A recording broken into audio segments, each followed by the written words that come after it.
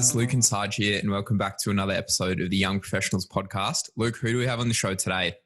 Sarge, really excited to today be talking with Louisa Macleod, who is a social media and digital media marketing manager at Epworth. Louisa completed a Bachelor of Professional Communication, Public Relations, Advertising and Applied Communications at RMIT, during which time she tried her hand at many different entry-level roles in the communications space. Louisa's first full-time role was with the Royal Agricultural Society of Victoria, which is the organisation that runs the Royal Melbourne Show, which proved to be the launching pad into Louisa's relatively young career in space so far.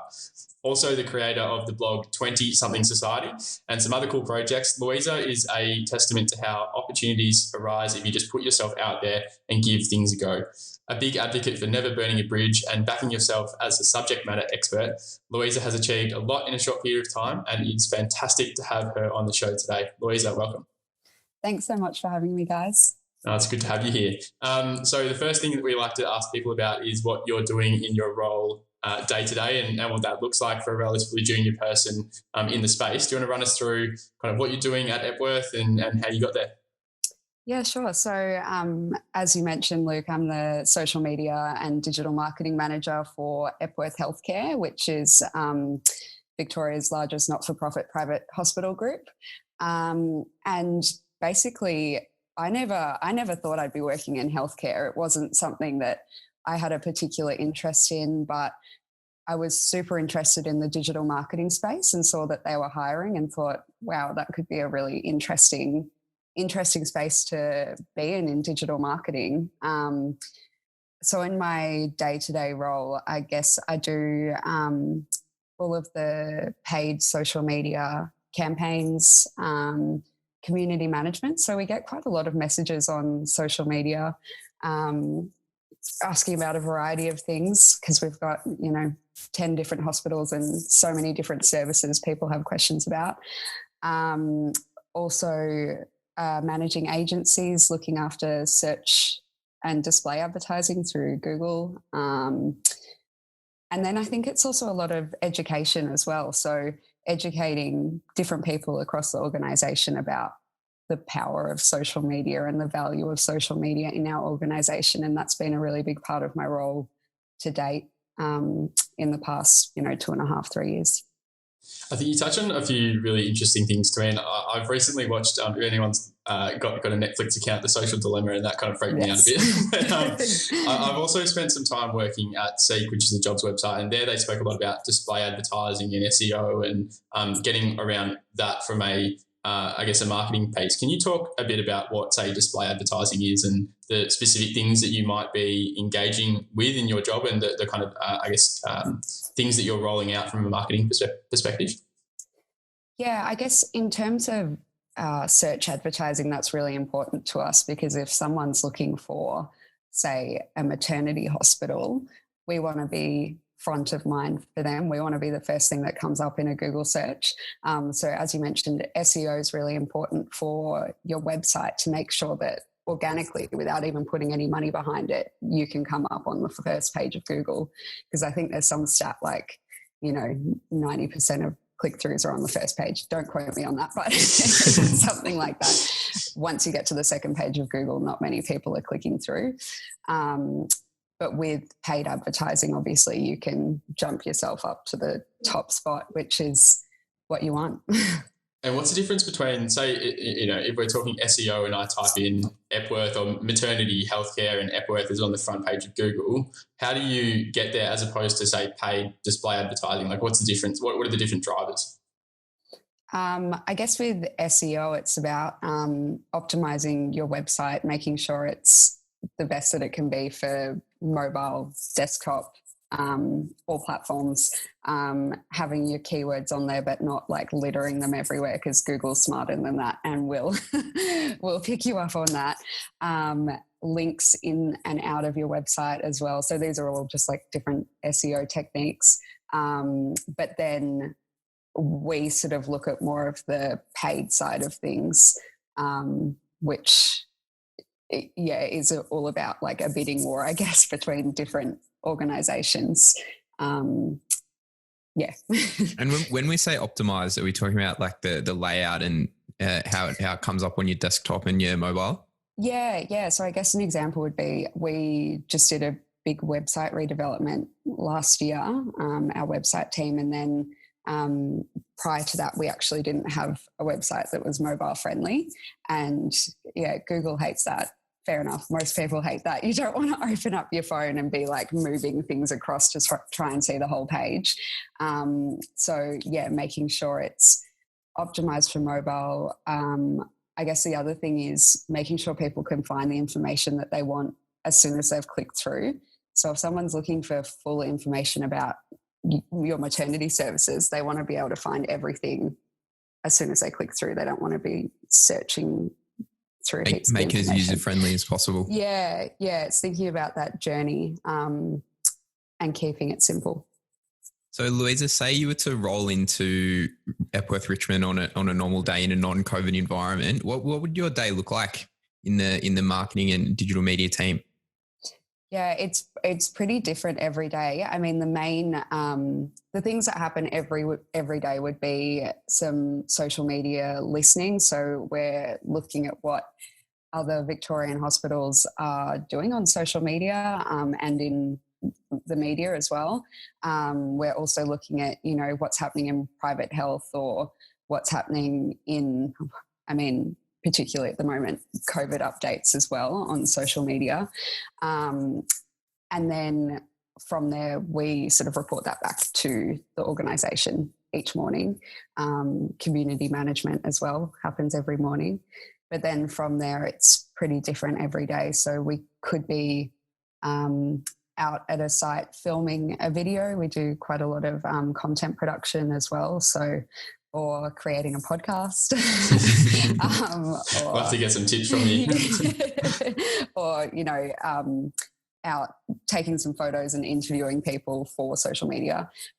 So that's always really good fun, and we have such great people to work with. So that's awesome. And then apart from that, it's a lot of, going into Facebook Ads Manager and setting up campaigns, making sure everything's tracking well.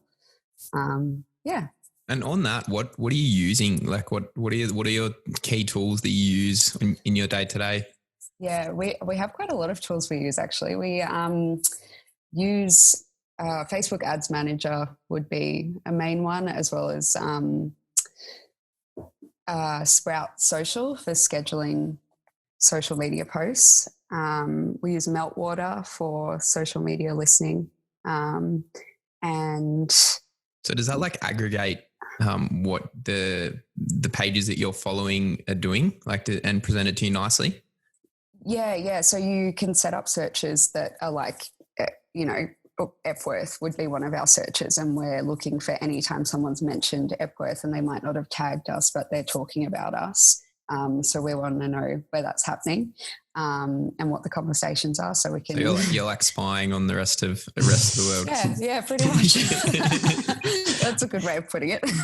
Louisa, with that, say you collect that information about, you do a search Epworth, or it might be maternity health or whatever it might be, and you can aggregate that data. I assume that comes out in some kind of report, and you said that you would give that to management.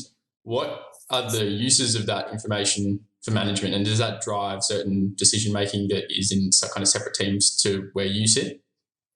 Yeah, definitely. I mean, our executive team do use social media to report on success, which is awesome. It's definitely something that wasn't happening a couple of years ago, but through that sort of education piece that I was talking about, it is a really important KPI for them. So they want to look at how we compare to other Victorian private hospitals in the market on social media, and we want to be leading the way, obviously. And the other thing is looking at where we can, where we're driving leads into the business. So if we have a self-referring service, like we have a breast screening clinic, how many people are seeing our social media ad, clicking it, and then making a booking, and what's the ROI, like what is the business actually taking from that? So that, those are obviously important to the executive because it's, making money.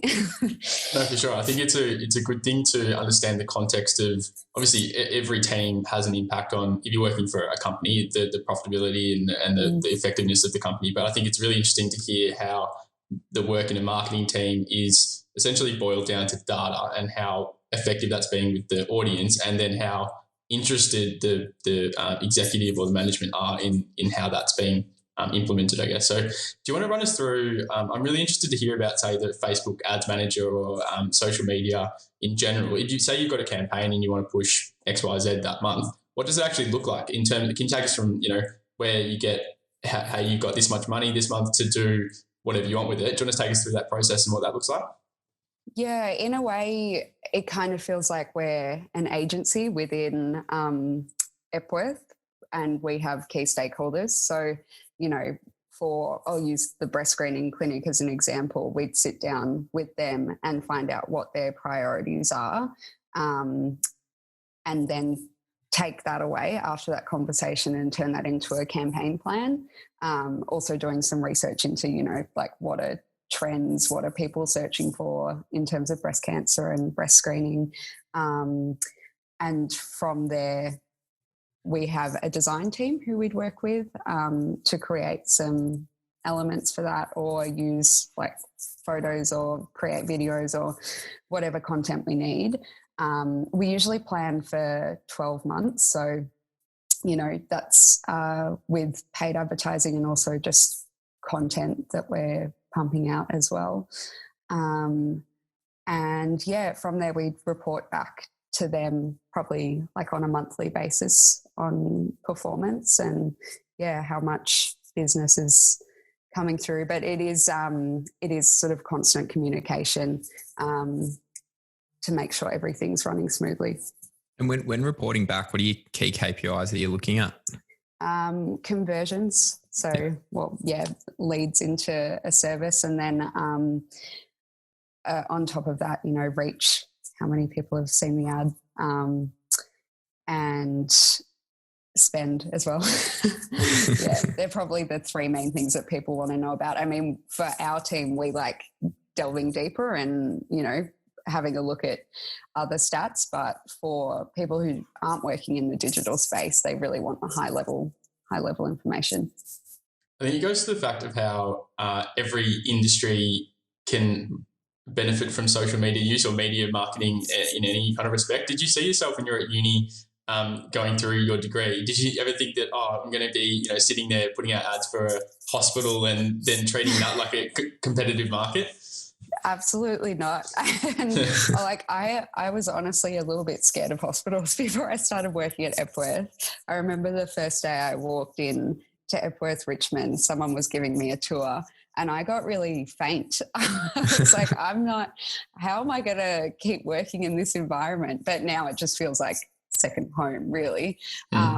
So definitely didn't see myself working in healthcare. And I do remember in my job interview asking, what are you advertising? Because it's just something I'd never really thought about before.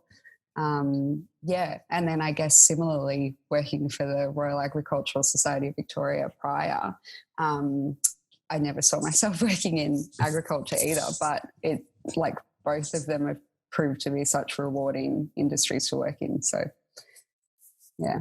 No, it sounds like a super, I guess, opportunity in terms of the marketing or digital media space, and that you can essentially, once you've got that skill, you can essentially go into any industry that you're interested in, I would imagine. That's certainly what it seems like from the outset. Yeah, definitely. It's a skill that's important. Marketing is a transferable skill. You can use it across any industry, or even, people who are looking to start their own business. It's such a valuable skill to have. We might have to tap you for some marketing advice for the show. Yeah, no worries. Jumping back a few steps, you did a Bachelor of Comms and Advertising at RMIT. How did you choose to do that? And was that something that was on your radar when you were back at school? Probably from about year 10, I'd say I started thinking about journalism. I was really interested in journalism, and I did a work experience at the Herald Sun which was really awesome. It was Were they still printing the paper then? Yes, they were. I remember going out with a photographer and taking photos of puppies. It was great. To kids listening at school, we actually used to have printed papers back in the old days. Yeah, good old printed papers. So did that, and then I definitely wanted to do something in journalism, and looked at this professional communication course, which had journalism and PR, which I didn't know much about, and advertising all rolled into one, and was like, oh, awesome, that sounds really good. Applied for that, and then it was interesting as I started doing the course. I definitely shifted where I was more interested. I was leaning more towards the PR side, and I think that was because we were sort of told journalism is dying, which, it's not dead, it's just different. Yeah. But however many years ago that I was at uni, don't want to think about it. It was sort of that scary time where we were like, what's going to happen to journalism when everything's moving online? So I shifted more towards PR, and then in my subsequent role, like first role out of uni at the Ag Society, my role was sort of primarily started off as PR. Just before we start talking about the Agricultural Society, because that's obviously a big, pivotal role for you in your career so far, do you want to talk us through some of the more, entry-level roles and experiences that you had when you were at uni, and I guess what they taught you moving forward in terms of the industry and how to go about getting different roles? Yeah, definitely. I think when I was at uni, I sort of just said yes to every opportunity. I was like, even if it made me feel a little bit uncomfortable, I wasn't sure about it. I was just like, yep, just do it and see what happens. So I did a couple of internships with PR agencies, which was super valuable. I mean, you start off doing the sort of shit-kicking jobs. Sorry, I don't know if I'm allowed to swear on this podcast. Fine. It's in the Urban Dictionary. Here we are. They're the young professionals. Yeah, exactly. So doing those jobs like getting coffees and packing, packs to send to influencers and that sort of thing, it seems like it might not, be overly valuable in the scheme of things, but from the internship I did with one of those agencies, I ended up working at the Royal Melbourne Show with them on that account because they looked after the PR for the Royal Melbourne Show. And I met people. And then when I applied for the job at the Royal Agricultural Society, they were like, oh, well, we can see that you've worked for the Royal Melbourne Show before. You've helped with writing media releases and you've actually seen how the show runs. So that definitely. I've spoken to the manager who hired me and she said that was the key selling point, really. So, yeah, I think saying yes to those things and just getting out there and meeting people is super important. A lot of people have spoken about their first, foot in the door as being those jobs where you're running the coffee and whatnot. And I think I used to think the same thing. It's like, I don't want to go for a job where I'm just running coffee. But if you can kind of flip your thinking, it's like, one, you're not really skilled when you're first year or second year uni. Like, you're not really going to be contributing meaningfully to the work. But if you can flip your thinking to go, hold on, I'm getting paid money to just run coffees and I can go and talk to whoever I want. So it's really a good opportunity if you can kind of take advantage of it that way. Yeah, definitely.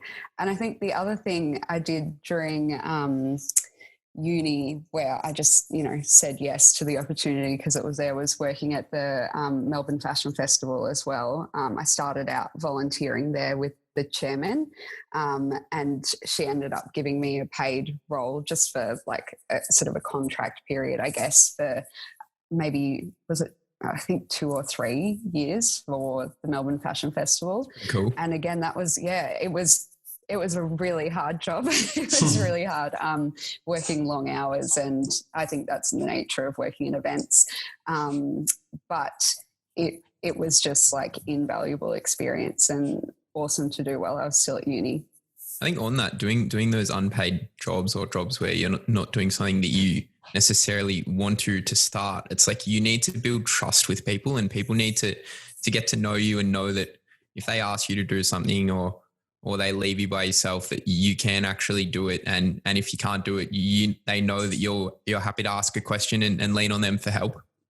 Yeah, exactly. And I definitely was asking so many questions in those roles when I was starting out, and it does really help build your confidence. I mean, I'm someone who's still not like super confident walking into things. Like even coming into this, I was like, oh, I'm a bit nervous, a bit of like imposter syndrome. Why am I talking about myself? Like, that sort of thing. But all of those steps along the way definitely help build you up.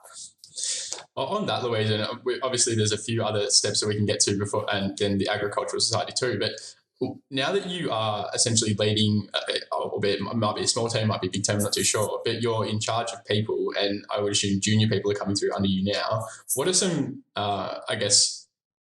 aspects of their attitude or their behaviour that you go, oh, you've got a really good attitude. I like how you're approaching being a junior person in an organisation. And I guess to that, what can students listening that are trying to get into different roles try and bring to those first few weeks or whatever it might be in an internship or something like that? Yeah, I think so I've got quite a small team, but my one of the direct reports, he started off actually as a volunteer at Epworth. And this is, again, like we're talking about those jobs that you don't think are, you might not be getting paid, or you might be doing, really basic sort of work can actually lead to something. So he started as a volunteer, and then he was offered a position as social media digital marketing coordinator when that became available. So from the outset, like seeing that he was willing to volunteer for the organisation, he was that keen to get involved. That's amazing. That's such a strong point to start off with. And then also the willingness to learn, like we were saying, asking questions. Like never feel like you're being annoying asking a question, because that's just how you learn. And willingness to like put ideas out there as well, like not being afraid to say, oh, we're doing reporting this way, but it might actually be easier if we do it this way, or we might save time, or might be more beneficial to other people if we report in this way. That's never going to be taken as an affront or anything. Well, I mean, I don't think it would be. It's innovative. You're trying something different. It demonstrates critical thinking. Yeah, exactly. And I think the other thing with a space like digital marketing is that, things move so quickly that, I feel like I'm ancient in the world of digital marketing. Like I want to hear from younger people about, what's happening. I'm just getting onto TikTok, I want to know, what's new and upcoming. And I think, that's another thing that could be good when you are going for a role in digital, is keeping across those trends and signing up to newsletters. Like my favorites, probably TechCrunch or Social Media Today, getting those in your inbox every day and just knowing what's going on, as well as just generally being, young and knowing what's happening. On the topic of learning, you mentioned that you didn't do any social media study whilst you're at uni. How did you come to learn how to manipulate social media in a marketing context to help drive value for the different businesses you've worked with? Yeah, so when I was at the Royal Agricultural Society, we didn't have budget for social media. So that was sort of working with organic or like unpaid content. And that sort of happened because no one was really taking on the social media. And, I started as an assistant there, and I was like, hey, can I give this a go? Can I just... And just for a bit of context, what year was that? What year was it? Roughly. Roughly. Maybe 2014 or 2015. That's pretty crazy that they weren't willing to spend... Oh, it seems crazy to me now, but maybe it wasn't back then. I'm not sure. Yeah. It seems crazy, but then also it's also like a very small organization. Yep. So yeah, I think, you know, both of the organizations that I've worked full-time for have been quite conservative. So yeah, it's starting from sort of the very bottom and building up. And yeah, with that social media, we just sort of worked on that organic content, and that was interesting for me to see, you know, what people were responding well to, and sort of starting to learn a bit more about Facebook's algorithms organically. And even then, actually, like now your organic posts will only reach like 2% of your audience. But 5 years ago, 6 years ago, that wasn't the case. Like your organic posts would reach most of your audience. So their algorithms are working for them. Yeah, yeah, exactly. So now if you want to reach people, you have to pay to play, and that's the way it is. And that's why they're so powerful. On that point, Louisa, isn't there, this might be completely wrong, but is that why platforms like TikTok and I think LinkedIn is especially getting a lot of attention now, because there's still that opportunity for organic reach? From what I've heard, the algorithms haven't quite shifted as heavily towards what Facebook and Instagram are doing now. Yeah, I'd say so. I think like LinkedIn advertising is a little bit more expensive as well. So I think less people are using it. I mean, that's actually just coming from me, where we don't have, you know, all that much reason to be using LinkedIn advertising. I guess if you were working with, you know, a recruitment company, you'd probably be more well versed in that space. But yeah, I think it's always the way when a platform's starting out like TikTok. You start out and they want to get as many people hooked as possible without, you know, making people pay for anything to start with. You just want to get everyone absolutely ingrained in the platform and then start charging advertisers to actually reach their audience. And I've seen like quite a bit more advertising on TikTok recently. So I think it is starting to pick up, and obviously the influencers are well and truly in there and getting paid for their posts. So how do you know when that shift occurs? Is that based off the data you get that says, oh, my ads are no longer reaching my target audience? Yeah, I think it's also like I was saying, keeping across like what's happening in the industry, because it is that constant shift, and I've definitely noticed it working with Facebook over this, you know, past 5 years. I've noticed the shift in how many people your post will actually reach if you don't put any money behind it. But then you might have something that just goes viral. Like we had this post a couple of months ago, which was user-generated content. So we just asked someone if we could share their post, and it was of a baby being bathed for the first time. And it just like, it's a really, really cute baby, and it's wide-eyed and really calm, and mum's wearing a mask giving it a bath. And we didn't put any money behind it, and it's had 2.2 million views, which is just like, yeah, which is just crazy when you're like, oh, this video of a baby having a bath. But I think that's something that is like, at the moment, the trend for us, we've noticed, has changed this year, even with COVID, is that people are looking for like that really human content online, and they want the stories of people, and they want, you know, authenticity and trust, which, you know, people have always wanted that. They don't just want you yelling at them selling things. But even more so this year, that's where we're seeing engagement. It's, you know, people being kind to each other, because I guess people need a bit of good news. It's harder to see that too now when we're all social distancing, and those that are in Victoria obviously got your 5 kilometre radius up right now. So yeah, we don't see too many people. Yeah, exactly. So I think it's finding that connection online, and finding those good news stories, because a lot of what you're reading is, you know, pretty grim. Louisa, you've obviously got a bit more, I would assume, a little bit more money in your team rather from working with a larger organisation like Epworth. Do you want to talk about how it was a little bit different when you were working for the Ag Society and with Royal Melbourne Show, where the budget was a bit more constrained, and then kind of how you had to, I guess, bootstrap what you're doing there and be a bit more innovative, and then what you're able to do now with a bit more money behind you? Yeah, I think even though the budgets have changed, it's still always about being innovative and seeing what you can do with less.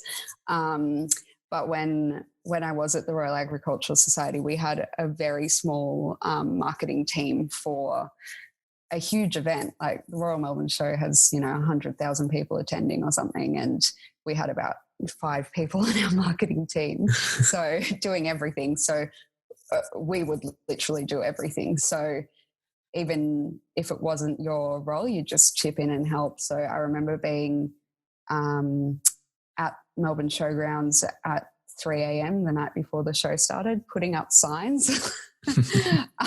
So just running around doing last minute things. And I think that was a really good, nice element of the culture and community, that we were also willing to help each other out.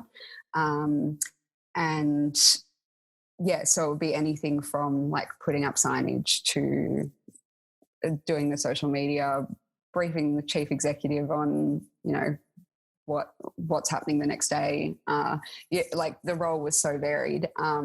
Whereas I think now I've moved into a space where I still do quite a lot of different things, but it is more focused on that digital space directly. I think that's the main difference I noticed moving from like quite a small organisation to a larger one, is that I do get to focus on one area in particular, although I feel like my role's expanding each day I'm there, really. And on the topic of being the expert of the area, before the show we were talking about how you speak to doctors and you speak to medical professionals and you're the expert in the media and advertising space. Do you want to talk to what it's like to, I suppose, be briefing those people who you might think, oh, these guys are so smart and they're so much better than me, but they actually don't know anything about what you're talking about? Can you talk to what it's like to be the subject matter expert? Yeah, I think it is a bit of that, like I mentioned, imposter syndrome, where you're like, oh, I'm in this room full of highly educated doctors, why are they going to listen to me? And clear example I can think of is that last year I gave a keynote speech at the Obstetrics and Gynecology Symposium, which is something I never thought I'd say. But I found myself giving a presentation on social media. I think it was like half an hour or so.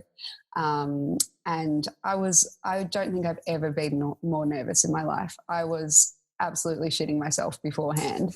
And it was that like self-talk that, why would these people want to listen to me? They're so much smarter than me. They're all doctors. They're all, busy. They don't have time for this. And anyway, I, gave the presentation, walked away from it thinking like, okay, well, tick, done that.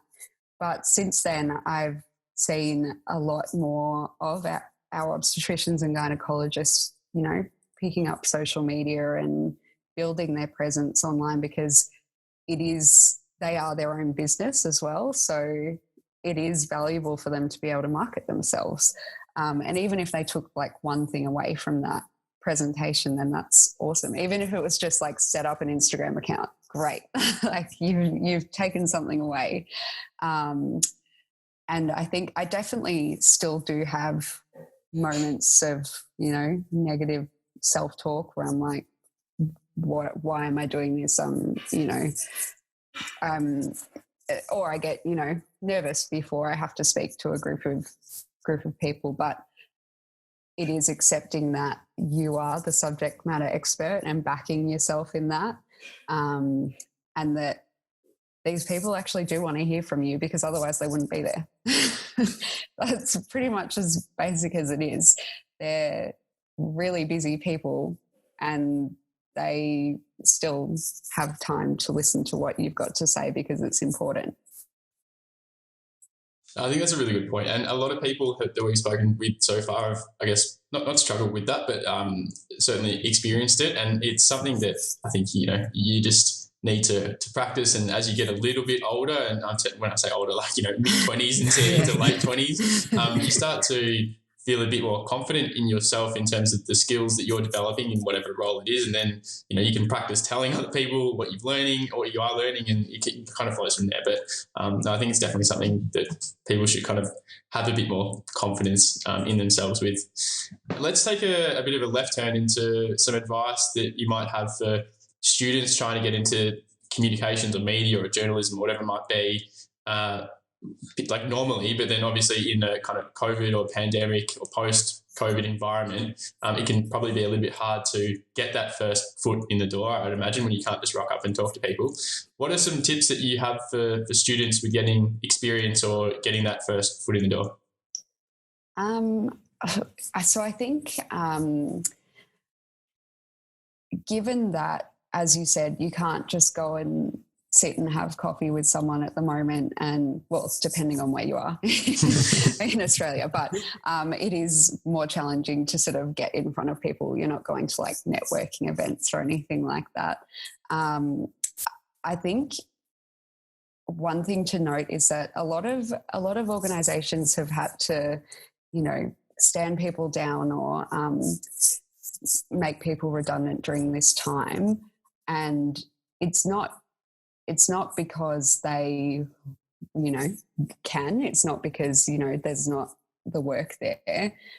It's because they have to. And I think maybe there's a space for people offering to volunteer their time. So that could be one way to get in and meet people, even if it's just, volunteering to do, the really basic tasks that someone was there to do before, but they're not anymore. I think also connecting with people online, like, message people on LinkedIn. What's the worst thing that can happen? They don't respond. That's same as you not messaging them. Yeah, exactly. So if I had $1 for every time someone said that on the show, so just message people on LinkedIn, go for it.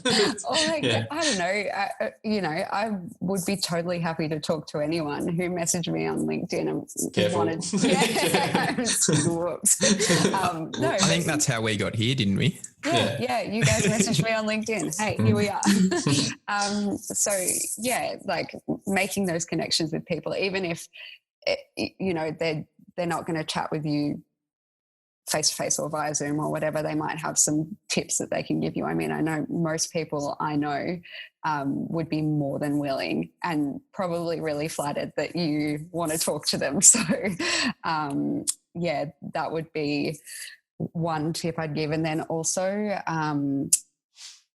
keeping up with, this is more specific to digital and comms, but keeping up with those trends in what's happening. I think if you're going for a job and you can say, well, because of COVID, XYZ is more, going to get more engagement on social media, that's going to be something that people are going to reflect on and go, wow, you've actually been keeping up with what's happening even while you haven't been working. And then the last thing I'd probably say is that you could also look into some upskilling too. And that's sort of, always relevant, not just relevant now, but when I was between jobs, I'm just like someone who can't sit still and do nothing. So while I was looking for jobs, I did like Google Ads training online, and their training is free. So you can just jump on and get a certificate after doing, however many hours of their training. So you've got another notch on your belt, and you've also got this great skill that's really desirable at the moment. On that, Louisa, with the upskilling, I think, because it's kind of related, I would imagine that if you're going into the creative space or digital space, if you've got some kind of portfolio of work behind you in terms of some proof that, like, hey, I've worked on X, Y, and Z, and these are the KPIs that I was trying to benchmark myself against, and this is what happened, I would imagine that has a bit more backing behind it than saying, I've read about the trends during COVID and whatnot. Like, having some examples be beneficial? Oh yeah, totally. And I think an example I'd use is the 20-something society blog that I just started with my friend for fun. And every single job interview I've had, they've brought it up, as, oh, that's really cool. You've got a blog. And I'm like, yeah, well, it's literally just for fun. But the fact that you can go out there and set up a blog and, I did some work on SEO on the blog in between my two jobs as well, so that I could, talk to that experience when I was in an interview. And you'd be amazed that sort of information, I'd never take it off my resume because, I've just seen that people are really interested. So, no, I'm glad you said that because that's where I was kind of going. But I was interested to see whether that was a bit more strategic than just, having a bit of fun, which obviously it's a fun thing to do and it's good to have things on the side, but you can make your hobbies a bit more strategic in terms of, hey, I need something to talk to in an interview. How can I go about that? And I would imagine that, I don't know, if you're trying to get into a space that is going to be working on digital campaigns and you might be working with Facebook Manager, I know not everyone has some money in the bank, but if you've got $500 spare and you're trying to get into an interview, if you got your own blog, or you can approach a small business down the street or say something, hey, I'm trying to get some experience, let me run an ad campaign for you and see how it goes. That sounds like a good way to get something to talk to definitively in an interview if you don't have something already. Yeah, and the other thing is with social media advertising, you really don't have to spend much to see results, which, is one of the great things about it. It's getting more expensive every year, but so is everything, right?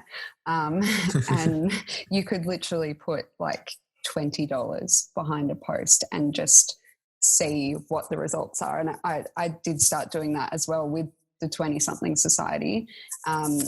When I was in between jobs, I was like, oh, might as well have a play around, get the hang of Facebook Ads Manager, do some work on SEO and actually try and see the results, and being able to talk to that will make a difference in an interview, I'd say. When you were in the interview, were they focused necessarily on the results of what you got out of that campaign, or was it more the initiative that you took to go and learn about it yourself? More the initiative. I don't even think I fully understood the results I was getting at that point, because that was sort of my first go at using Facebook Ads Manager. But just the fact that I'd given it a go and had that experience.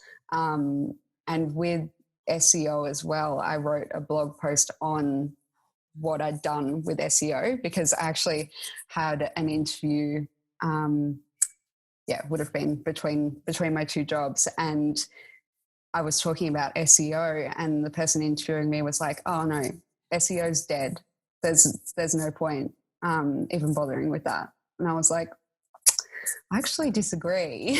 I really disagree. Well, I actually wrote the blog post from there. I was like, you know what? It was a really horrible interview. It was really bad. This person running like a butcher shop or something that it doesn't exist online. Yeah, probably. But so I walked away and I was like, you know what? No, I'm gonna prove them wrong just for myself. And did some work on SEO on the blog and moved it forward like a couple of pages within, 3 weeks or something. And then wrote a blog post on it. And then, was able to talk to that when I had my next interview. Great way of breaking down your thinking and thinking critically about what you're doing too, is to, like you've gone and done, just go and write it down. And whether that's be put on a blog post or just write it for your own internal notes to get it sorted in your head before you go talk to someone about it. I think it's a fantastic approach. Yeah, and especially when I walked away from that job interview really frustrated and feeling, a bit just not great about it. And then for me to be able to do that then, helped me sort of feel okay about how that interview had gone. Mm. On that, what advice do you have, or would you give your younger self looking back at your career journey to date? I think saying yes to every professional development opportunity, no matter how nervous it might make you, and that's still relevant to me today. Like I did last year, I was offered the opportunity to do a presentation skills workshop for a few months. And I just didn't want to do it because I was like, I just don't want to present. And I know I'm going to have to present in this workshop.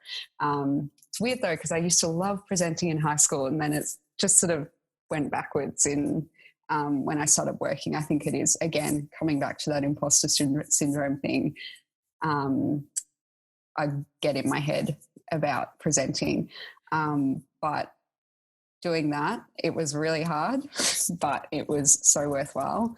And this year I've been offered a professional mentor or coach for work. Again, I'm really nervous about it, but I'm going to do it. Just going to go right ahead, because I think all of those opportunities are going to help you grow and are also valuable for your whole career, really. Like you're going to look back on that and be like, wow, remember when I did that presentation workshop and I was terrified the whole time, but came out the other side stronger. So yeah, that would be one of the main ones. And yeah, I think coming back to that like self-doubt thing, you know, walking into interviews when I was younger, I always had that self-doubt. And I think even in applying for jobs, I wouldn't apply because I'd be like, oh no, I'm not experienced enough for that. I couldn't do that.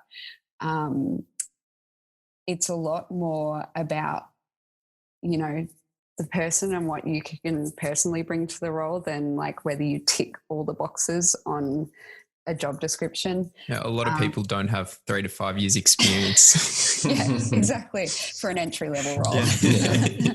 Yeah. And so I think the other thing is I had to interview people for the first time in this role, and I was nervous interviewing people. So that knowing that makes me so much less nervous about, you know, in the future going into job interviews, because everyone's the same. Everyone's doing something for the first time, and